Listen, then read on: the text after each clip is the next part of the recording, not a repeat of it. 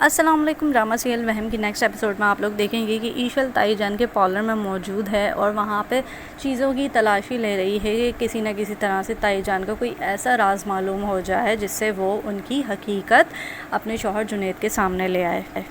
اور وہاں پہ اس کو ایسا بہت کچھ مل جائے گا جو تائی جان کے خلاف ہوگا اور وہ ان کو ثبوت کے طور پہ جنید اور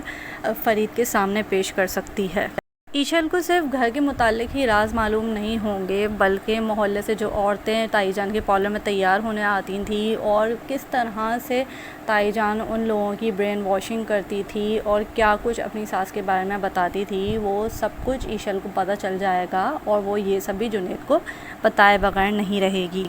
ان سب باتوں کا ذکر وہ اپنے شوہر سے پہلے اپنی امی سے کرے گی اور اس کی امی اس کو کہیں گی کہ ابھی تم بالکل چپ رہو اور کسی کے سامنے کچھ بھی ثبوت پیش کرنے کی ضرورت نہیں ہے جب تک میں نہ کہوں۔ دوسری طرف ایشل کی امی خود بھی بہت پریشان ہیں اپنے شوہر خاور اور رخسانہ بھابھی کی نزدیکیوں سے۔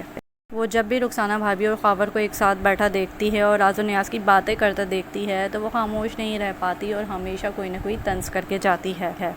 بات صرف طنز تک نہیں محدود رہے گی بلکہ وہ اپنے شوہر خاور اور رخسانہ بھابھی سے ڈائریکٹ پوچھ لے گی کہ آپ لوگوں کے درمیان اگر کچھ چل رہا ہے تو مجھے بتا دو، کیونکہ میں سب کچھ دیکھ رہی ہوں اور مجھے سب کچھ سمجھ میں آ رہا ہے۔ جہاں دوسری طرف خاور ان باتوں سے انکار کرے گا تو رخسانہ بھی کہے گی کہ جیسا تم سمجھ رہی ہو ویسا کچھ بھی نہیں ہے، لیکن ایشل کی امی اپنی باتوں پہ قائم رہیں گی اور خاور کو تنبیہ کر دیں گی کہ تم خود اس عورت کو اس گھر سے نکال دو ورنہ میں خود رخسانہ بھابھی کو اس گھر سے نکال دوں گی۔ اب رخسانہ بھابھی کہاں جائیں گی یہاں سے نکل کے یہ تو وقت آنے پہ ہی پتہ چلے گا۔ آگے جا کے ایسا بھی ہو سکتا ہے کہ جو آگ نسیم لگا کے گئی تھی وہ بالکل ہی غلط ثابت ہو اور اس میں کوئی سچائی نہ ہو اور فرید صرف خاور کا بیٹا ہو اور رخسانہ نے اس کی غلطی چھپانے کے لیے فرید کو گود لے لیا ہو اور